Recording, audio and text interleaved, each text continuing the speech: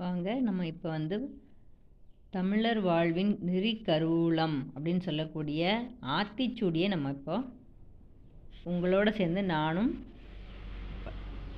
சிந்தனைகளை பகிர்ந்துக்கிறேன். ஆத்திச்சூடி யார் எழுதினது அப்படின்னு பார்த்திங்கன்னா ஔவையார் வந்து ஆத்திச்சூடியை எழுதினார். ஆத்தி அப்படின்னு என்னது? மாலை அணிந்த சிவபெருமான். அவரோட ரொம்ப பிடிச்சமான பிள்ளையார், அது அவரை சொல்கிறது தான் விநாயகரை நம்ம முதல்ல வணங்கிக்கலாம் அப்படின்னு சொல்கிறாங்க. அறம் செய்ய விரும்பு. எப்பொழுதுமே நாம் ஈகைன்னு என்ன? நம்ம வந்து எல்லாருக்கும் நம்மளால் முடிஞ்சதை நம்ம கொடுக்கறது தான் நம்ம சொல்கிறாங்க.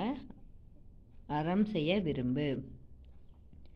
ஆறுவது சினம். நம்ம அடக்க வேண்டிய முக்கியமான ஒரு குணம் என்ன